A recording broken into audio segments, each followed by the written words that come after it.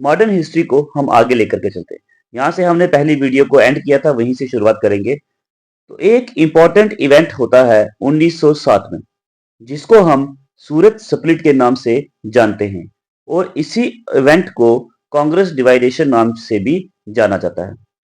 1907 में सूरत में एक मीटिंग होती है।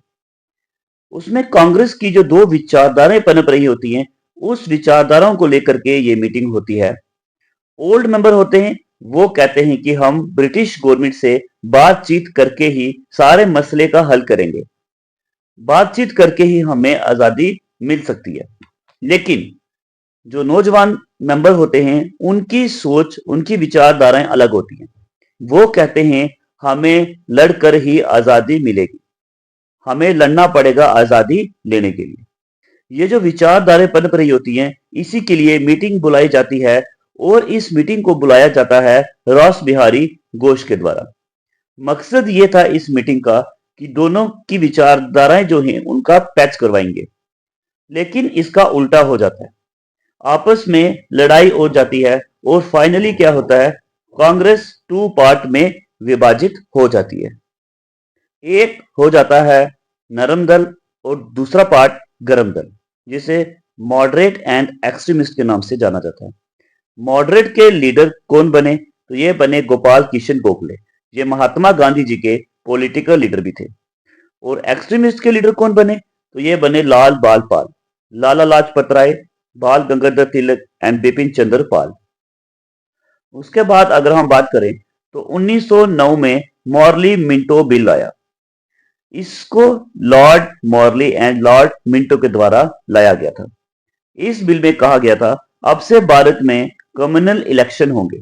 कम्युनल इलेक्शन मतलब हिंदू एंड मुस्लिम के अलग अलग इलेक्शन होंगे। जिस जगह पे हिंदू ज्यादा होंगे वहां हिंदू लीडर ही खड़ा होगा, और जिस जगह में मुस्लिम पॉपुलेशन ज्यादा होगी वहां पे मुस्लिम लीडर ही खड़ा होगा।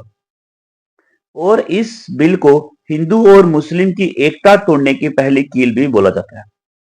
उसके बाद दोस्तों 1911 में दिल्ली दरबार का आयोजन कराया गया।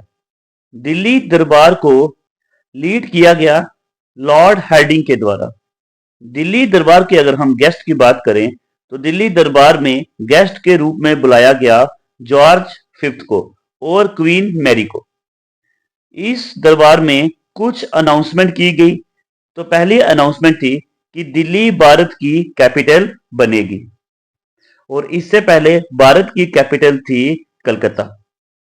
और दूसरी अनाउंसमेंट, बंगाल का एक हिस्सा काटकर उड़ीसा बनाएंगे और ऊपरी हिस्सा को काटकर बिहार बनाया जाएगा। और इसी के तहत 1913 में बिहार की स्थापना भी करी गई।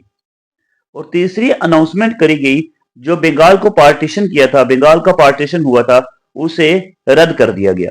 ये तीन मेन अनाउंसमेंट जो हमने याद रखनी है दिल्ली दरबार की। ठीक है दोस्तों, तो इस वीडियो में इतना ही।